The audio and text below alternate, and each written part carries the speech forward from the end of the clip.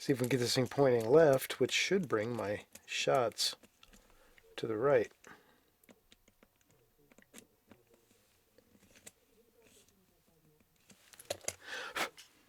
Now let me see. This is really hard to see with the naked eye. I actually have to put on a optivisor to look at it.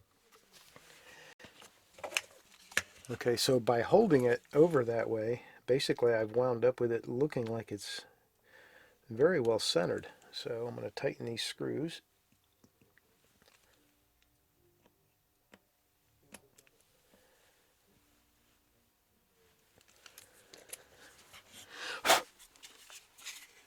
Okay, so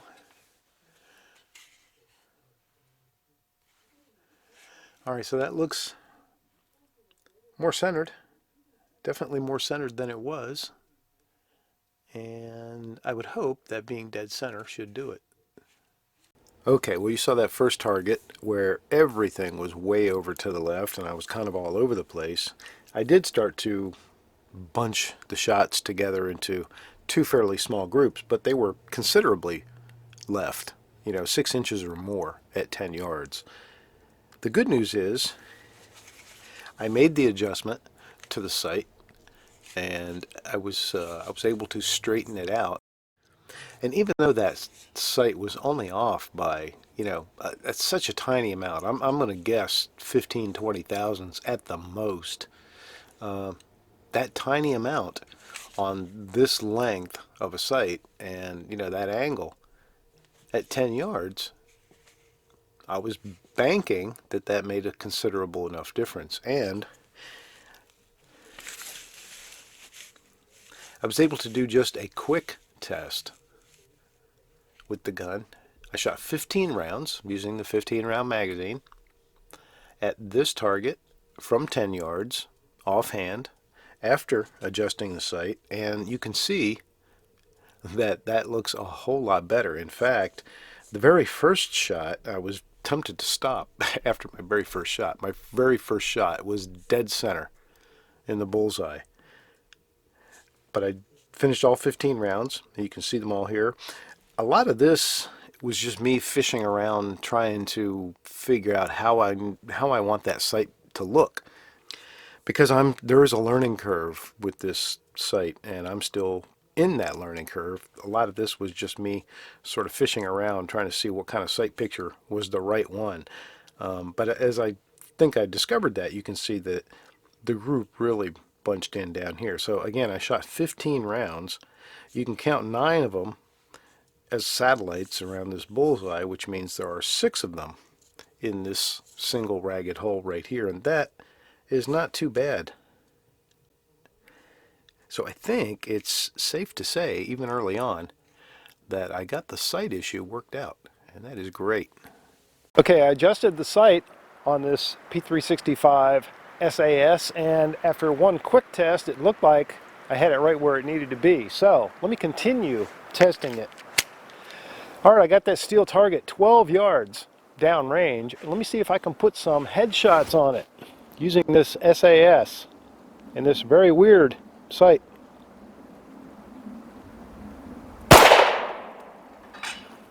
Okay, a little high. I think I just clipped the top. All right, the windage is what I'm really worried about.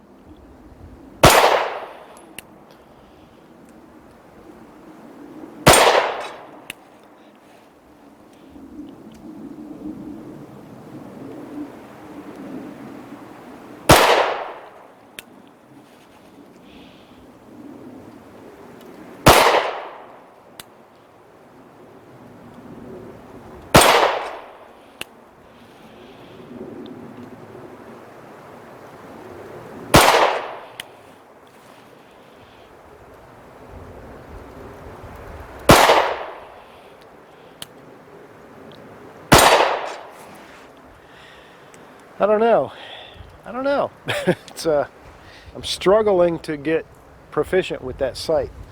I don't know. So I wasn't going to do this. I wasn't going to go back and forth, but I'm taking the regular P365 now with regular sights.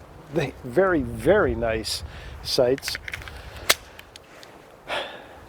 And I'm going to try 10 rounds with it, because I just want to see if I can do something that looks like a group. So I'm going to go for the center of the target so we can see the difference, hopefully.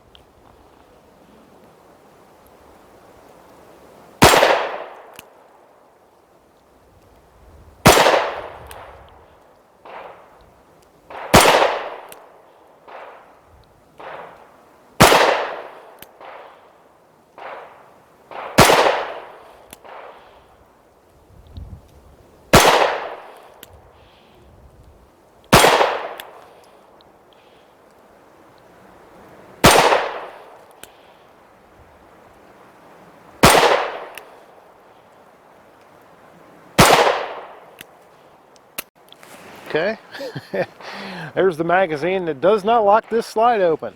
And that was a known issue, kids. That's what those X's are on there for. All right, so just looking down range at that target, I can see that it's a better group. I'm making a better group. Let me paint those over. And instead of trying to go for the head, I'll go for that same middle ground with the SAS. I don't know. Let's see what it can do. Okay, I freshened up the target now. Going back to the P365 SAS, I'm going to try 10 more rounds, just sort of dead center on that target. See if I can make a group instead of just a scatter pattern. There is definitely a learning curve with this sight, though. There's no doubt about it.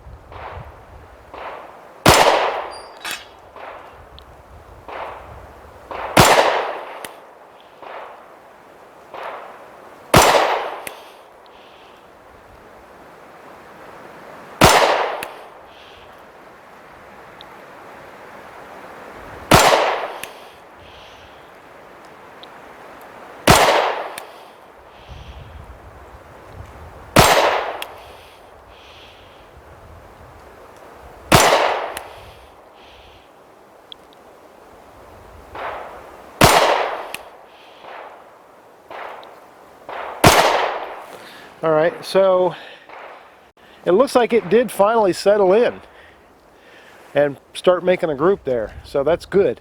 So that encourages me that it is probably more about my learning curve with the sight, learning how to really use it well, learning what my sight picture needs to look like, where I need to hold and all that. And it's not about the gun not being accurate.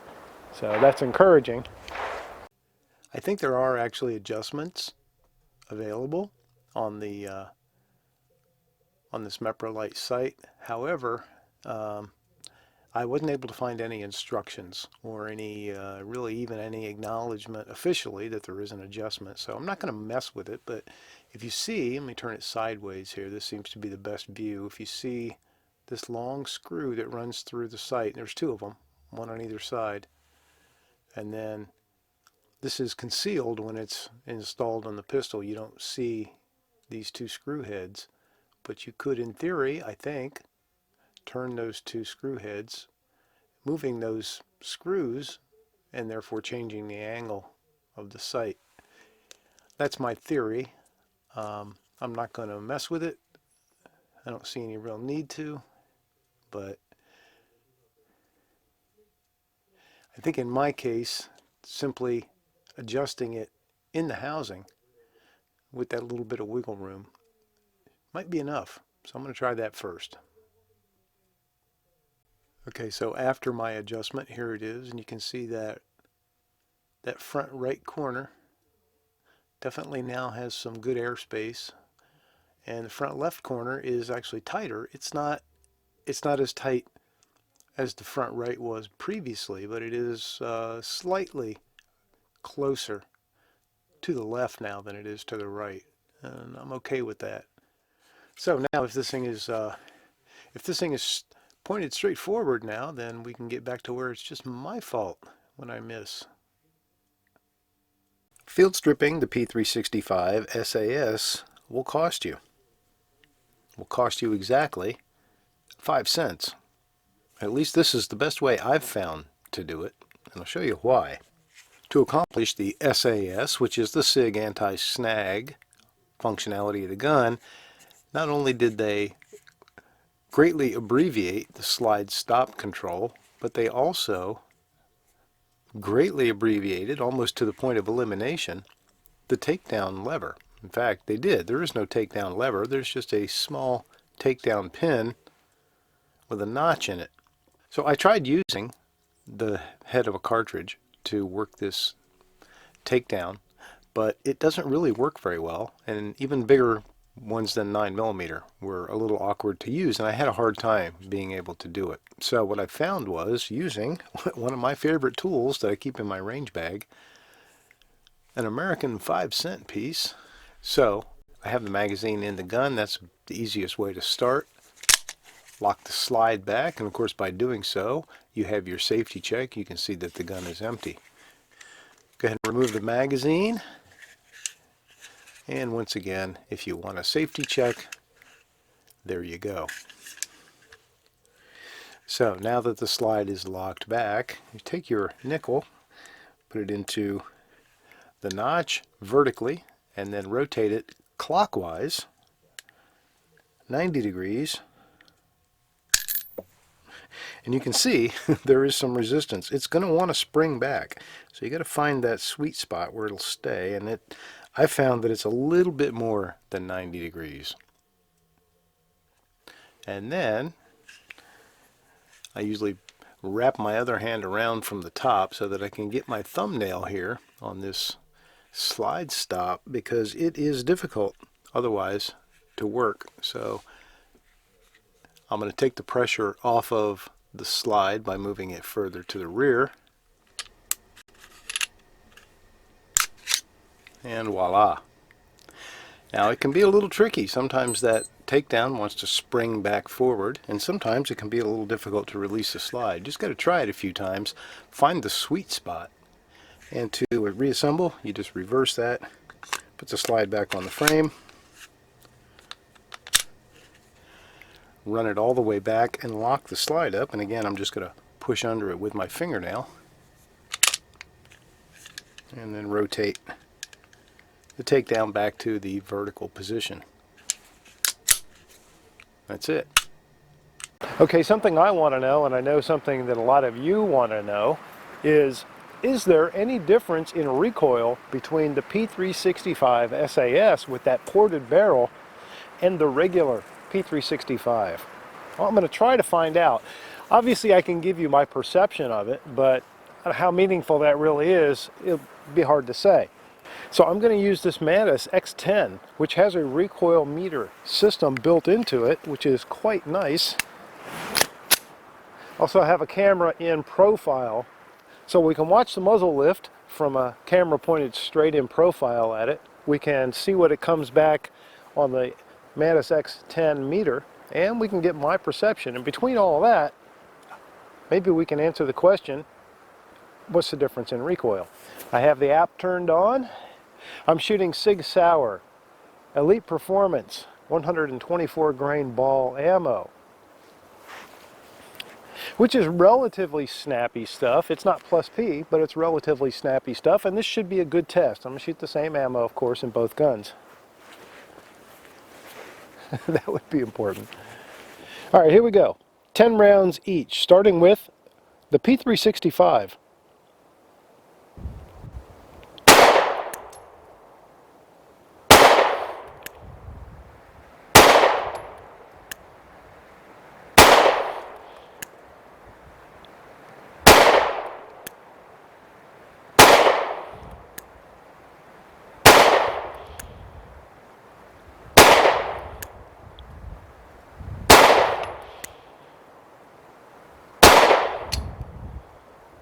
Okay, so according to Mantis 10X, average recovery time was 0.51 seconds, or 0.54 seconds was the average.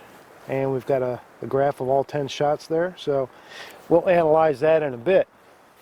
All right, let me load up for the P365 SAS, reset the app, and we'll do that one. Okay, now the P365 SAS. Magazine is reloaded with 10 fresh rounds. The app is reset. Ready to go.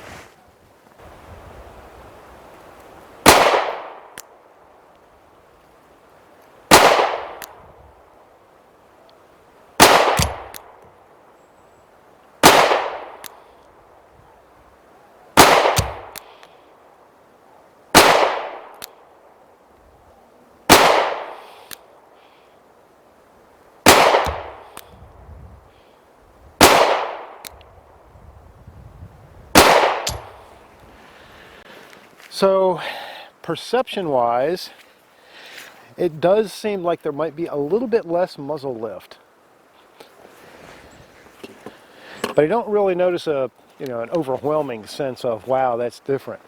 But there may be a bit of a difference in muzzle lift. It'll be interesting to see what the app tells us here. All right, well, for some reason the app did not pick up all the shots. And I even did a redo and it still didn't pick up all the shots. So we'll go with what we've got. 0.58 seconds average recovery time, which, if I remember, is not as good. All right, taking the recoil meter out of the mix. I'm not sure what that's going to tell us. We'll figure that out later. I'm going to go with just one hand. I'm going to shoot strong hand only.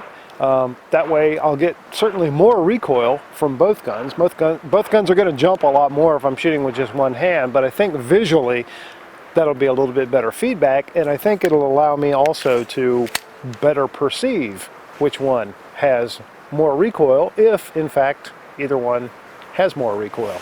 So starting out with the regular P365.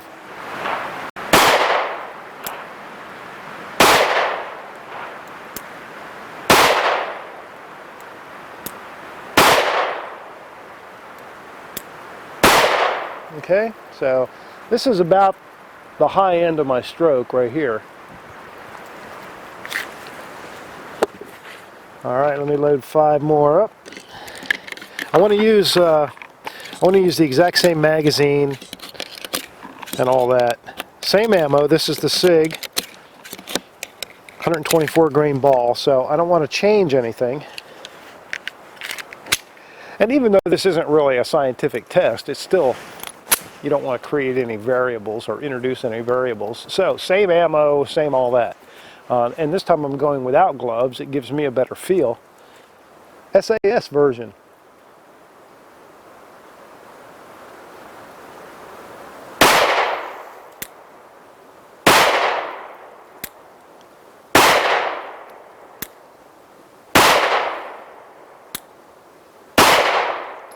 Interesting. So my perception is, and even when I go back and look at this footage, I may see something different than what I think I'm feeling, but my perception is this one is recoiling less. It's not rising as high. It seems like it almost is a sharper and a bit faster recoil motion, like it moves up and down faster than the other one does, but on a shorter stroke. So I don't know what the Mantis X10 is going to tell us, but it looks, my perception of it is that the ports probably do help a little bit, and they help keep that muzzle down.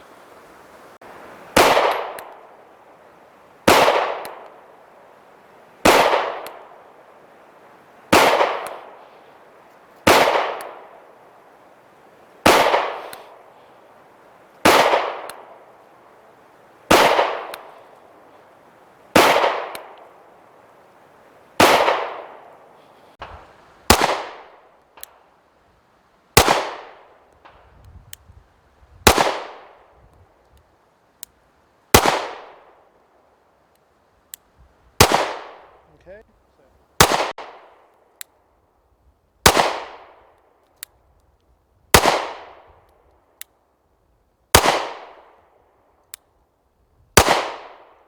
Okay, I wasn't initially going to do a head-to-head between the two versions of P365, and I wasn't going to do a shooting test of which one can make a better group. But I have decided I think I want to do that, and I don't think one gun is probably more accurate than the other, unless the porting or that weird ring they cut inside the barrel has, you know, could possibly affect accuracy on the SAS version. But I don't suspect them to be different really in terms of accuracy, but I do expect that I could be very different in terms of accuracy because of the sight. So it's very clear that at this point in time I'm struggling to get my groove on with this particular sight. And that could just be me. There's a lot of cool things about it, and I've said before, I love the innovation. I love the idea of it.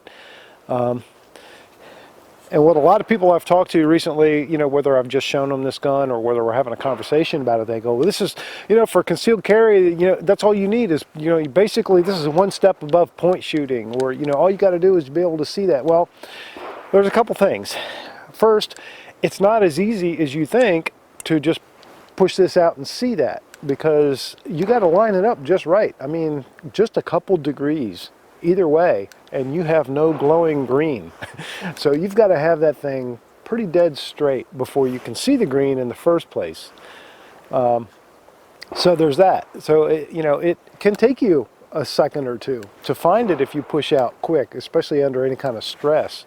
The other thing I'm finding is that I don't know how easy it is to carefully aim. You know, this is obviously you want to be able to put this sight underneath your target at a tight 6 o'clock hold, because I don't want to obscure my target with it, my intended target.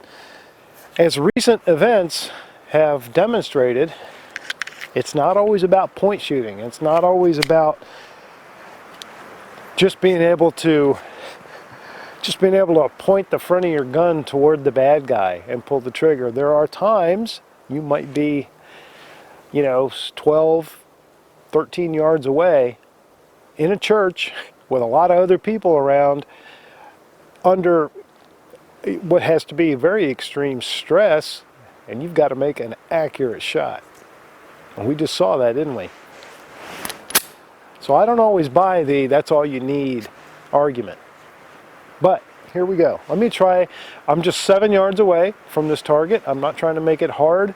I just want to see if I can shoot a good group with the SAS, and then I'm going to compare it to the regular. So I'm using a very tight 6 o'clock hold. So what my sight picture looks like is I'm putting that orange circle right on top of the green sight.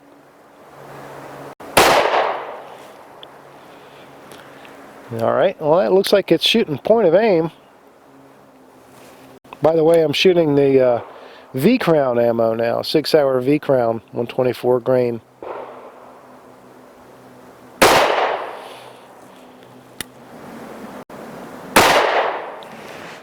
Okay, that's not too bad. It looks like it's shooting pretty much point of aim at 7 yards, because again I was holding it right below the orange dot, and it made a decent group. I think we can, obviously, since it's me shooting, we can obviously blame the shooter for any a couple of those that were outside of that group. So hey, not bad, not bad.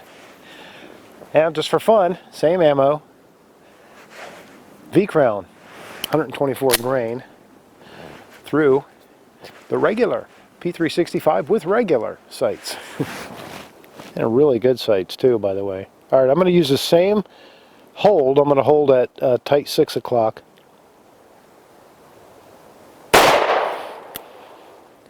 So that printed the group a little tiny bit higher, more into the orange dot, but about the same. So, as I kind of expected, both of these guns shoot about the same in terms of accuracy, and I'm pleased to see that if you take your time with this sight, that it will shoot a nice group. In addition to using the Mantis X10 and just my own personal perception, I wanted to provide some sort of quantifiable illustration for you and for myself on the recoil. So I compared the recoil of the P365 from its starting position to the highest point of its muzzle rise and used a grid overlay to measure the distance. Each little square on the grid is the same exact size. The P365 rose a distance of 7 squares. Next, the P365 SAS for the exact same test.